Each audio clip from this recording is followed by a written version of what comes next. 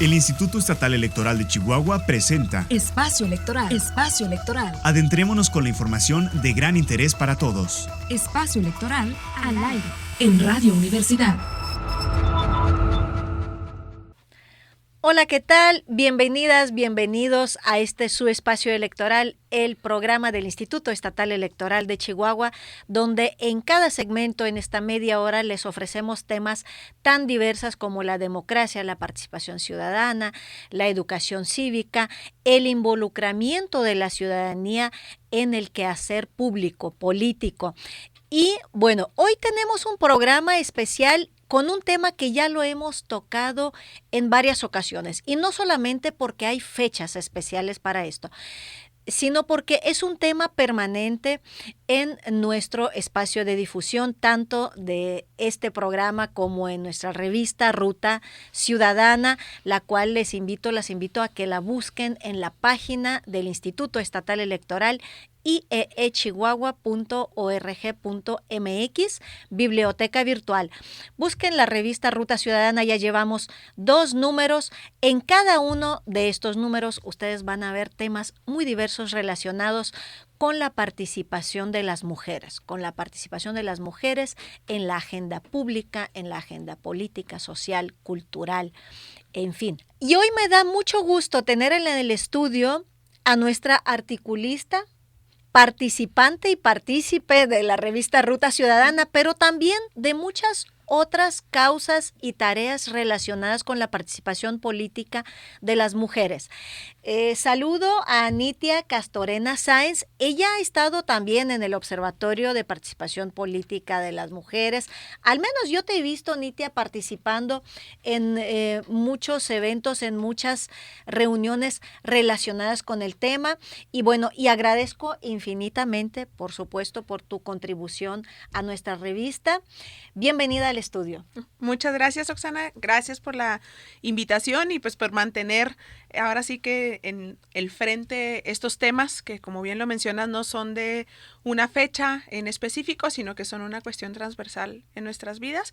Pero bueno, conmemorarlo es importante para que no se olvide. Claro, el Día Internacional de las Mujeres, el 8 de marzo, es un día que cada año, y esto me da mucho gusto decirlo, toma una mayor intensidad, porque hay cada vez más y más temas, sentidos y más sentidos sobre todo relacionados con la agenda de las mujeres y relacionados con las mujeres en general.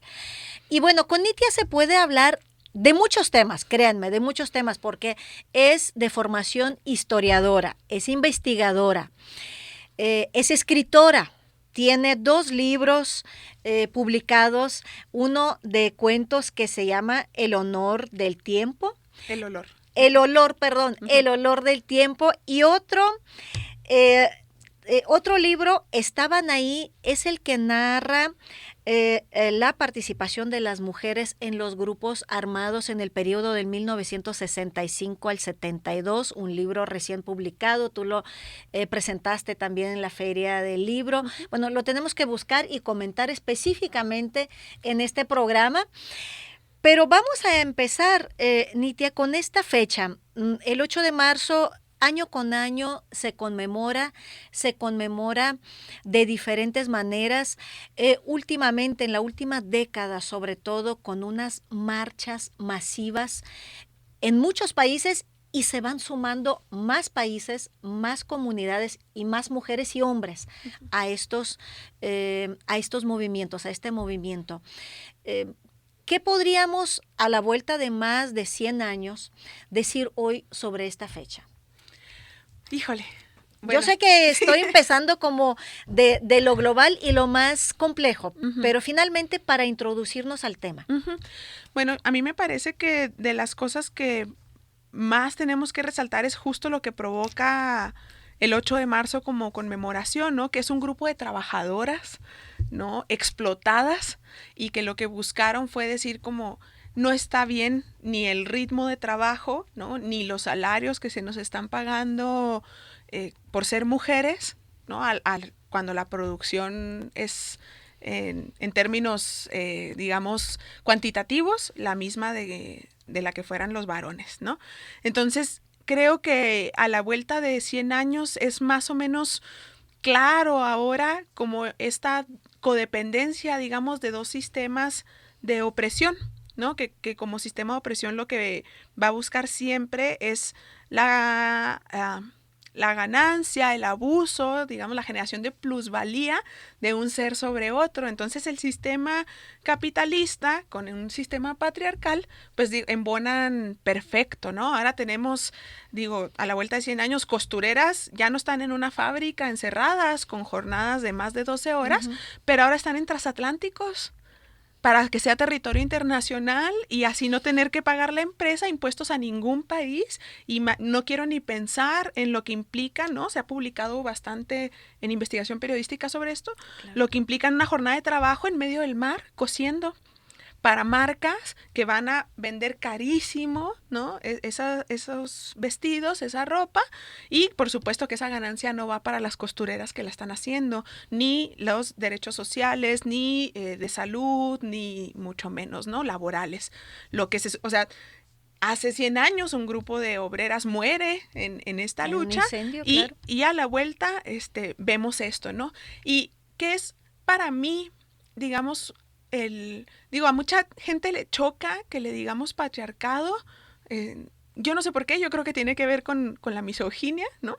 Pero creo que tanto el patriarcado como el capitalismo son sistemas totalitarios, en el sentido que lo mencionaba Hanar. En un sistema totalitario va a segmentar cada parte del proceso que necesita para servir, ¿no? O sea, no para servir, para funcionar.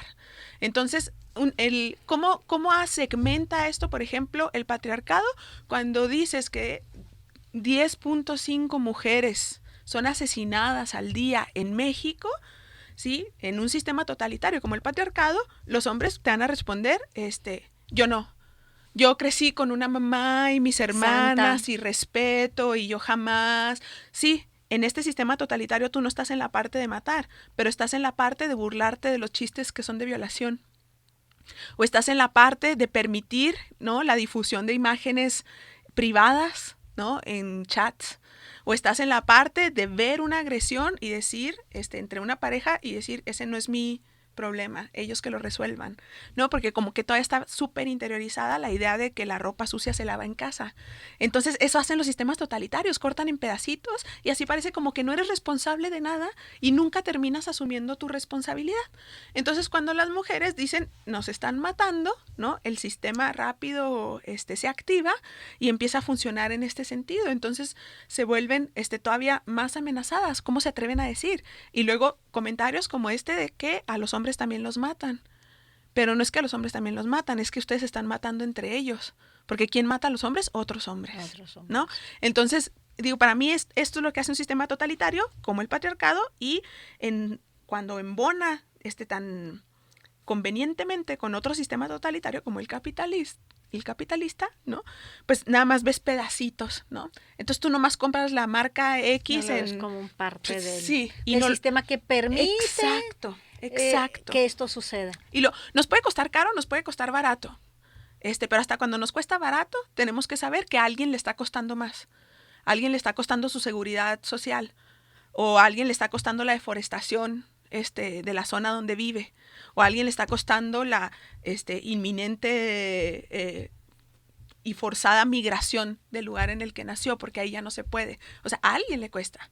Que a mí me cueste 50 pesos una prenda en las tiendas, la que sea, no quiere decir que ese es el costo real.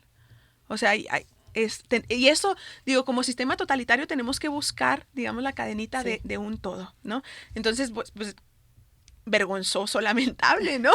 En este caso, o sea, me estoy yendo solamente con la industria textil y de la moda. Sí, porque el origen del 8 de marzo está ahí, pero estamos a 100 años y no es más justo. Y tu ritmo de trabajo, mi ritmo de trabajo, el de un montón de compañeras, ¿nos da para hacernos nuestra propia ropa? No.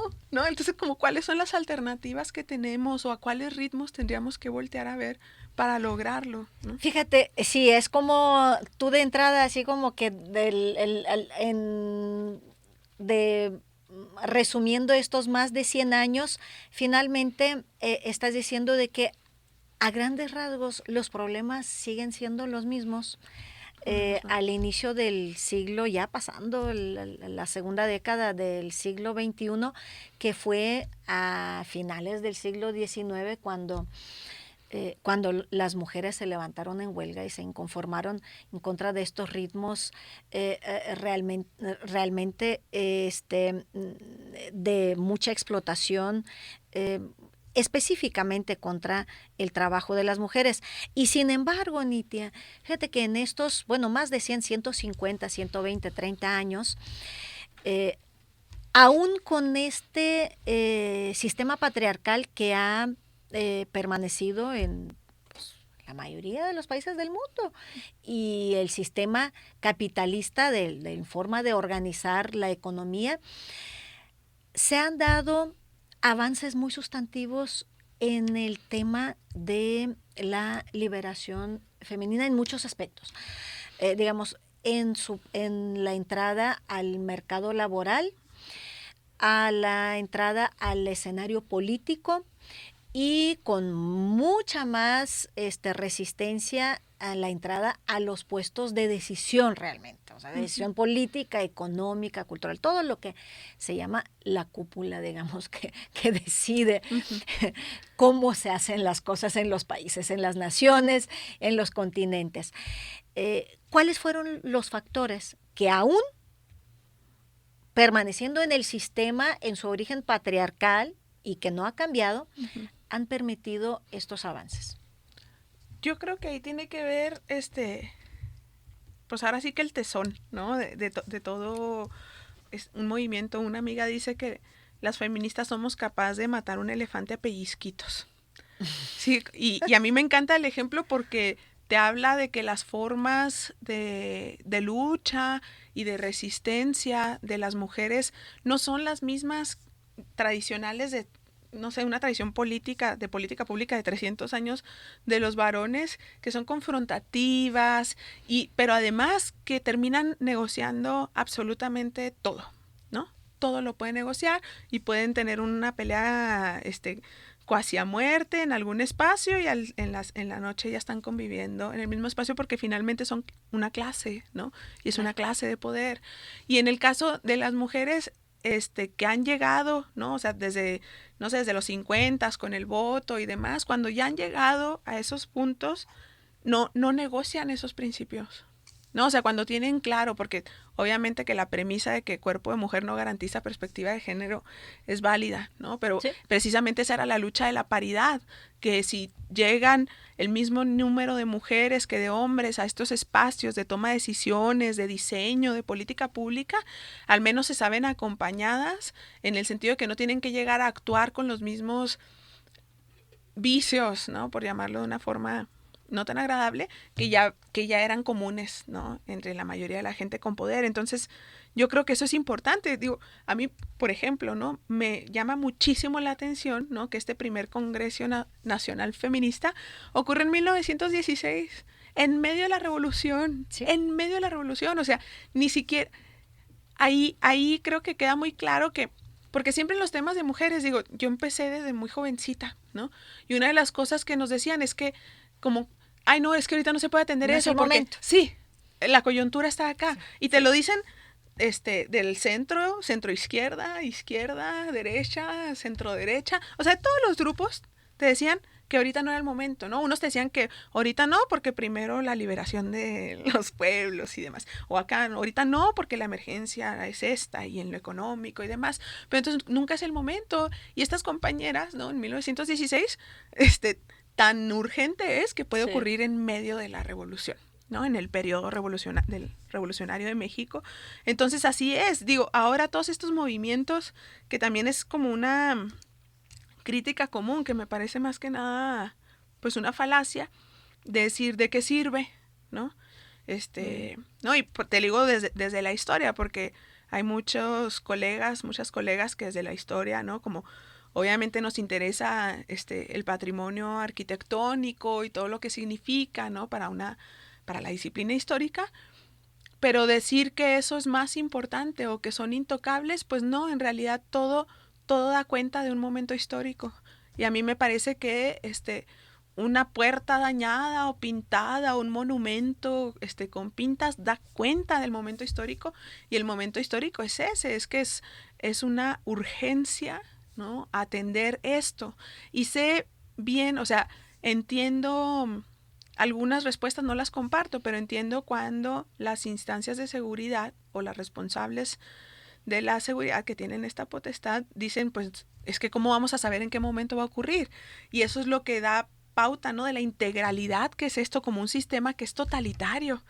Entonces, ¿en dónde se tiene que ir atendiendo? Pues en la escuela, ¿no?, desde la formación, y no es para enseñarnos cómo cargar un gas pimienta o dónde estacionarnos o cómo estar en alerta todo el tiempo, ¿no?, de que algo pueda pasar, sino para también a los varones enseñarles que su masculinidad no depende de cuánto agredan a la otra, ¿no?, que eso es algo que encuentra Rita Segato y que es espeluznante, ¿no?, para los casos, cuando ella viene a investigar en Ciudad Juárez, que por ejemplo que la mayoría de los violadores, cumpliendo una sentencia, no había sido una violación de uno a una, habían sido violaciones tumultuarias, y que el último fin de la violación no era el placer sexual, sino era demostrarle al otro varón que yo puedo, y mira lo demás que le estoy haciendo, ¿no? Y por eso esta agresión, que la misma Rita Segato dice, sí, en los pueblos indígenas hay violencia contra las mujeres,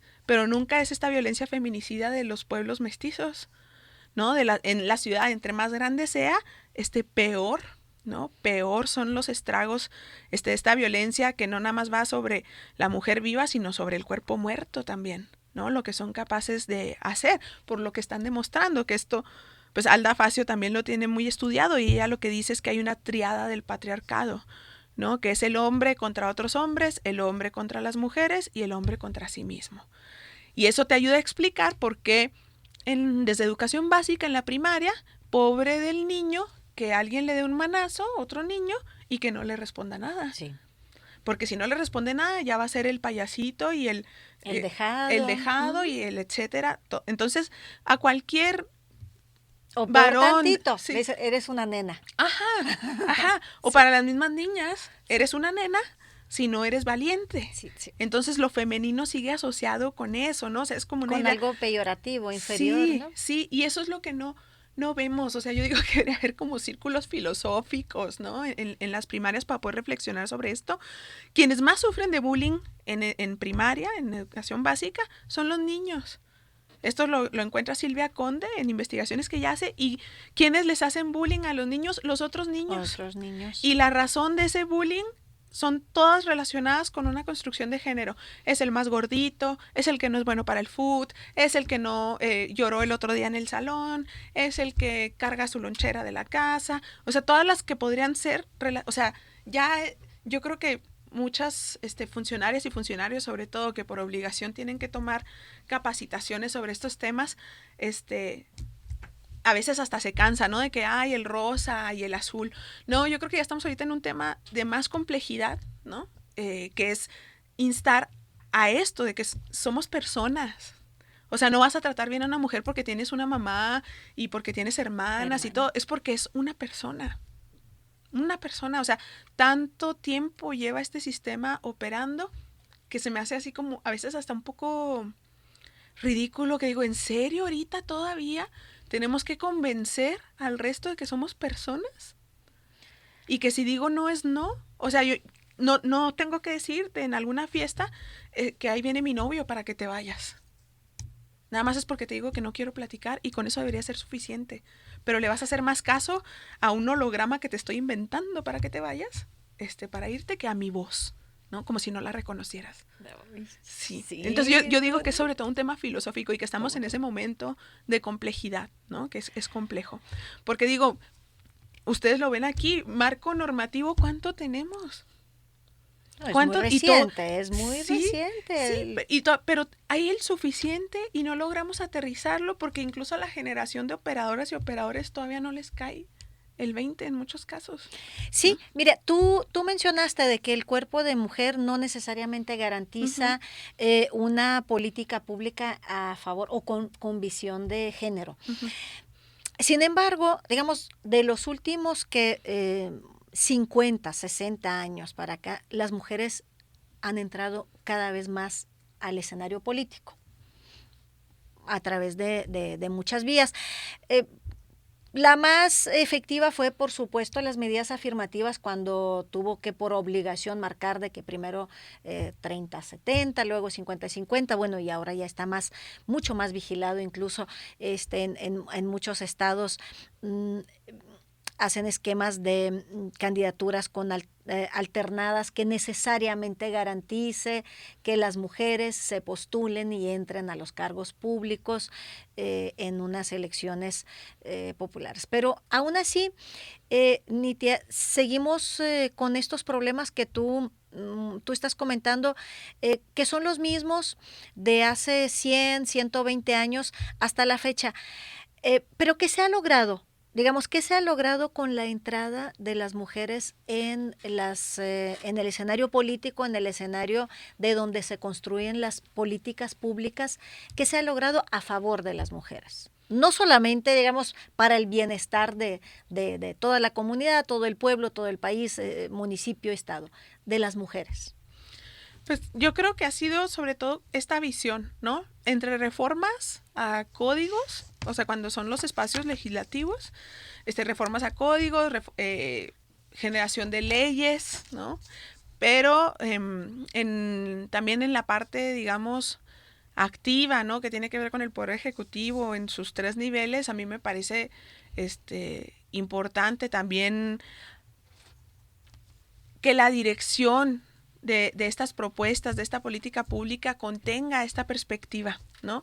Que es la de inclusión de las mujeres, la de escuchar las voces y si te fijas ya no es nada más así como, digo, lo mínimo básico, ¿no? Que los institutos de mujeres, desde el nacional hasta los de los estados, que los dirijan mujeres, sino que hay mujeres en muchas otras partes, ¿no? Aquí vivimos un sueño, el de un gabinete, sí, que no duró mucho, pero al menos fue un gabinete paritario al tenemos inicio. Un congreso tenemos más o un menos congreso paritario. En la legislatura anterior eran más mujeres incluso que hombres, algo histórico en Chihuahua, pero ahí va. Y ahí va, digo, y pues ahora sí que con la paciencia de que es para largo, ¿no? Porque también lo vemos, o sea, esta paridad, por ejemplo, en el Congreso, en ese momento, pero fue el mismo Congreso que le abrió las puertas a la presentación de un libro deleznable, ¿no? Que es de 2 argentinos, Márquez y...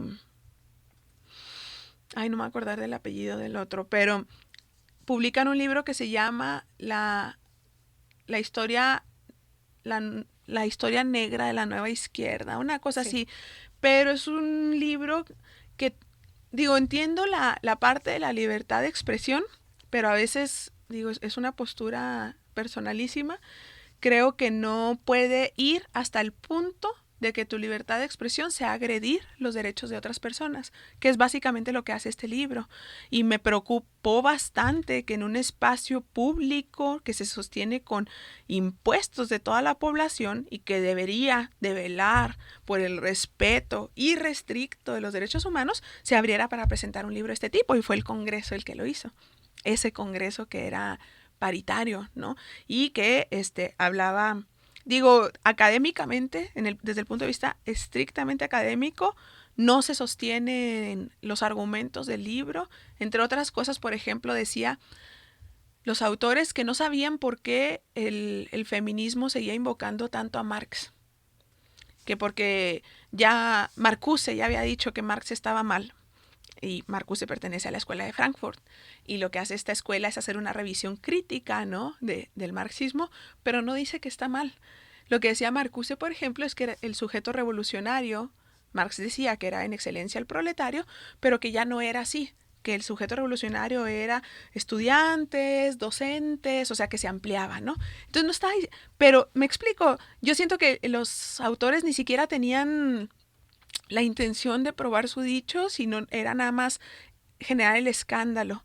Y es preocupante que un espacio como el legislativo les hubiera abierto las puertas porque no tenían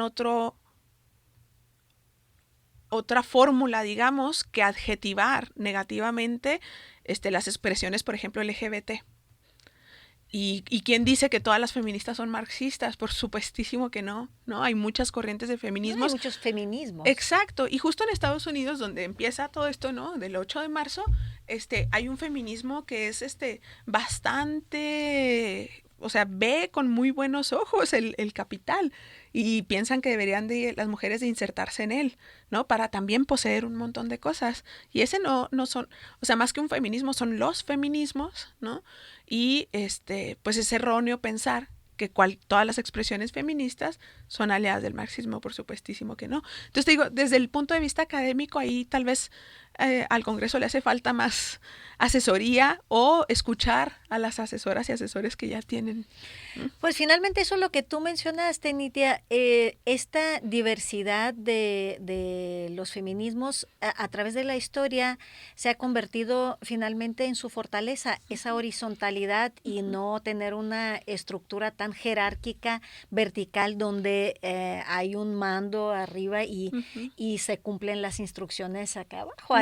En los países vemos, por ejemplo, la agenda de los países de Europa, los países de Sudamérica, Estados Unidos. Bueno, muy lejos estamos ya de lo que sucede en Islandia o Nueva Zelanda, que tú dices, bueno, es el sueño, digamos, de las mujeres del feminismo de Latinoamérica, donde todavía estamos con la agenda encarnizada de detener los feminicidios.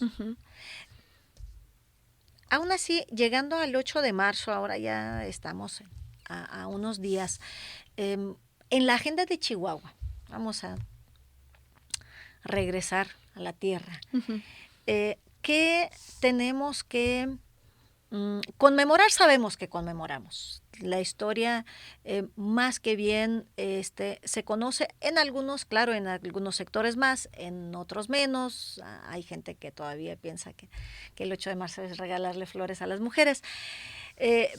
Pero bueno, la agenda conmemorativa casi siempre está presente porque ya desde hace muchos años Chihuahua se ha destacado por un movimiento de mujeres muy fuerte, incluso a nivel nacional ejemplar. Y sobre todo lo que se ha logrado a través del movimiento de mujeres de Chihuahua, no solamente para Chihuahua, sino para México. ¿Qué tenemos ahora en la agenda pendiente en Chihuahua? ¿Cómo llegamos a este 8 de marzo del 2020? Híjole. Yo sé que sí está difícil, pero... Sí, pues yo creo que no... Como bien dices, el movimiento de mujeres es un movimiento tipo en México y es un movimiento de una generación, ¿no? De una generación de su tiempo, ahora sí, ¿no? Que ahora ya son señoras, sobre todo. La tercera ola. Ya estamos en la cuarta ola. Sí, pero lo que creo que caracterizó que en mis andadas yo nunca he encontrado en otro estado algo similar, es que los colectivos que conforman este movimiento, las organizaciones, se aglutinaban para causas comunes y luego ya como reculaban cada quien a sus especificidades, ¿no? Que por supuesto es lo sano, ¿no? Y es lo que hay. Creo que ha hecho mucho, que es un referente y que no sería justo para las mujeres de este movimiento, ¿no? Con todos estos años de experiencia, pedirles que se abstrajeran, ¿no? De esta experiencia, que no operaran de acuerdo a su propia experiencia, porque es mucha, pero entonces creo que el movimiento de mujeres sigue, digamos, trabajando como en estos caminos, ¿no? Y los nuevos grupos, que hay muchos, ¿no? De feministas jóvenes aquí en Chihuahua, pues tampoco es justo imponerles una experiencia que no es la propia. O sea, porque ellas están arrancando un proceso. Entonces, yo me explico así, digamos, el hecho de que para algunas situaciones en particular el movimiento de mujeres se ha unido, ¿no? Con estos grupos. Por ejemplo, en el 2017 se une el movimiento de mujeres con, no sé si ya se llamaban mujericas o no, pero mujericas, y no sé si ya se llamaban malinches o no, pero que ahora son malinches. Sobre el feminicidio de esta chava en Juárez por un chofer de estos como transportes públicos que pides con una aplicación, ¿no? Y se unen para tratar de empezar a compartir. Hubo alguna vez un conversatorio, y yo creo que ya después cada una agarra por sus rumbos, ¿no? Estos grupos, porque sus agendas son distintas, los procesos que están arrancando son distintos, y los fines, ¿no? Para los que trabajan son distintos, pero todos los grupos coinciden en la atención a las mujeres. Yo creo que la agenda pendiente, ahora ya puesto esto sobre la mesa, en el caso de Chihuahua, es que los 3 poderes de gobierno, ¿no? Retomaran la experiencia de los grupos de mujeres, porque son los que tienen el termómetro directo con las mujeres con alguna necesidad en particular, ¿no? De toda esta gama de organizaciones que trabajan cosas distintas en lugares distintos, en Chihuahua, en Juárez, en la Sierra, etcétera. Pero son quienes tienen ese termómetro. Y yo siento que a veces las y los diseñadores de políticas públicas, por las prisas propias que implican gestiones ante federación o locales y demás, se quedan en el cuadrado de su escritorio, ¿no? Y es importante esta experiencia que no hay en otro estado, repito, retomarla para estos diseños, ¿no? Porque en legislación pues estamos en el avance, ¿no? Y bueno, digo, yo no soy abogada, pero entiendo, ¿no? Por lo que he leído y por lo que comparto con abogadas, que es lo problemático, por ejemplo, de un tipo como el feminicidio, ¿no? Para un código penal, porque tienes que probar una cuestión que es totalmente, o sea, que es muy subjetiva. Entonces, técnicamente, yo no sé a dónde tendríamos que llegar con los criterios para poder comprobar esto, porque si no, pues se te va, ¿no? Y se queda como un homicidio. Entonces, ¿de qué te sirve el tipo en el código si no lo vas a poder que procesar, es ¿no? el debate que ahora Exacto. está en el país? Y sí, se dan sus pros y sus contras, pero sí está claro de que cuando se introduce en el Código Penal es con esta visión de visibilizar y de tratar diferente Uh-huh. el homicidio de mujer de cualquier de otro homicidio, y darle un trato diferente. Pero claro, teniendo en cuenta de que los trabajadores de las instancias de justicia lo traten con esta visión de perspectiva de género. Sí, pero y además Cuando no la hay, pensando, ¿verdad? No es el caso de Chihuahua, pero no sé, en cualquier estado que su diseño de política pública sea eminentemente positivista y cuantitativo, pues te van a decir, aquí ni feminicidios hay. Mira, no hay ninguna sentencia por feminicidio. ¿Por qué? Porque nunca se pudo probar, ¿no? Porque el Ministerio Público nunca la pudo probar, o porque la defensa nunca la pudo probar. Pero entonces eso no favorece, ¿no? Al contrario. Entonces, ¿hasta dónde puede llegar, digamos, la técnica para que esto pudiera ocurrir, ¿no? Y que se pudiera probar? Pero te insisto, y también para quienes escuchan esto, no soy abogada, digamos que nada más soy una persona interesada, ¿no? Entonces no sé si estoy diciendo barbaridades jurídicas de técnica. Nitia, y finalmente para este 8 de marzo del 2020, con toda esta historia muy resumida que ahora narramos por pedacitos, ¿el feminismo está más fuerte ahora? ¿Tiene más pendientes que hace 100 años? ¿Tiene más posibilidades de realizar, de lograr su cometido, o seguimos en la misma tesitura, digamos, de aspirar pero no lograr? Yo creo que es más fuerte, o sea, los feminismos y las expresiones feministas creo que sí son más fuertes que hace 100 años. No estoy segura, de que podamos decir que ahora hay más problemas que hace 100 años. Tal vez ahora se nombran y antes no se nombraban, ¿no? Y yo creo que en este sentido también tiene muchas más posibilidades, porque vamos viendo generaciones nuevas de personas que se construyen en otros sentidos, ¿no? Niños y niñas con perspectivas críticas, ¿no? Y de justicia, y eso ayuda mucho la educación pública, ¿no? Aunque haya ahí colectivos o iniciativas que intenten banear, ¿no? Por traerme el término en inglés, las propuestas en educación pública, pues ahí está, ¿no? Ahí están, y me parece que son importantes y que nos da finalmente la libertad de ser. O sea, que las niñas y los niños sean eso que quieren ser, como sea que lo quieran ser, ¿no? Sin el riesgo de desvanecerse, de no tener nombre, de no saber cómo se van a referir a ellos o a ellas. Y estas posibilidades, pues nos darían una, pues, super esperanza, ¿no? No nomás esperanza, una super esperanza de todo lo que se puede transformar. Y bueno, ahí yo sigo un poco a Boaventura de Sousa con lo que propone de las alianzas que tendríamos que hacer. Él dice que para el inicio del siglo XXI hay 3 grandes movimientos de transformación, y él los llama de transformación porque buscan cambiar la estructura de un sistema, ¿no? Porque han concluido que no es una cuestión coyuntural y de un momento, sino que es un sistema. Sí. Y este es el movimiento feminista, los movimientos anticapitalistas y los movimientos poscoloniales o de los pueblos indígenas. Sí. Uh-huh.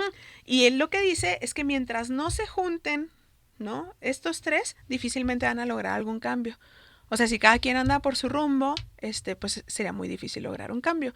Y digamos, el cruce más fuerte que yo veo desde la academia y desde los movimientos sociales ahora es el de los movimientos poscoloniales con el feminismo, ¿no? Por ejemplo, hay un congreso de feminismo poscolonial que se lleva a cabo cada 2 años en Buenos Aires, ¿no?, que convoca, digamos, a todo este sector: Brasil, México, Ecuador, Colombia, Buenos Aires y Chile, por ejemplo, y que empieza mucho a problematizar y preguntarse, incorporar, ¿no?, lo que los pueblos indígenas también ponen sobre la mesa, que es una cosmovisión completamente distinta, sí, y sí, en muchos casos preciosa, ¿no?, de lo que es la vida y el mundo y las relaciones.